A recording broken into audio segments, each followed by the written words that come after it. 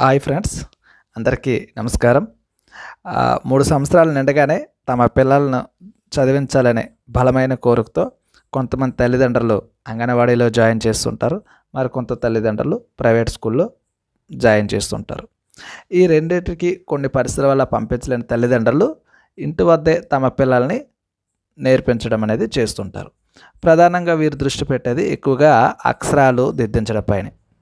అయితే ఈ 3-4 సంవత్సరాల మధ్యలో అక్షరాలు దిద్దించడం అనేది కొంచెం కష్టంతో కూడుకున్న అంశం పిల్లలకి. అయినా బలవంతంగా రాయిస్తే రాస్తుంటారు. కాబట్టి వాళ్ళ యొక్క విద్య ఇంకా మంచిగా జరగాలనుకుంటే కొన్ని బుక్స్ ప్రాక్టీస్ చేయాల్సి ఉంటుంది.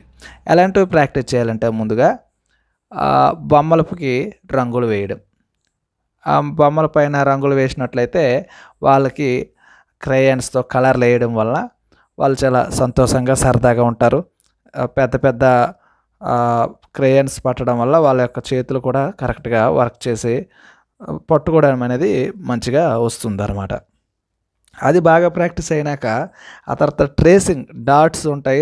డాట్స్ పైన ఆ ట్రేసింగ్ అనేవి కొన్ని మోడల్స్ ఉంటాయి.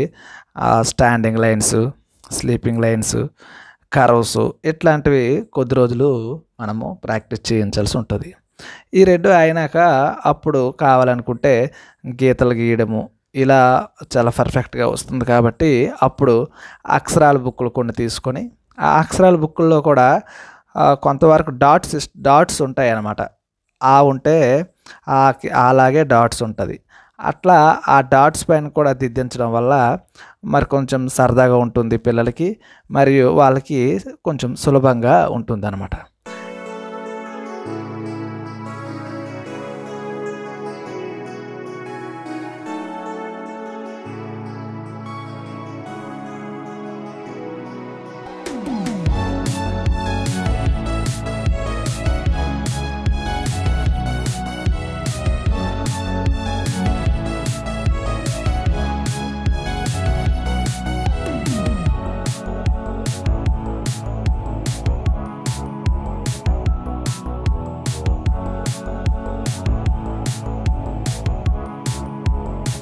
ఇలా సరదాగా అక్షరాలని, నెంబర్స్ని, అలాగే ఆల్ఫాబెట్స్ని నేర్చుకోవడం వల్ల వాళ్ళు కూడా మేము చదువుకుంటున్నామని కాకుండా చిన్న ఆడపిల్లలు అయితే ముగ్గులు వేస్తున్నాం అనుకుంటారు.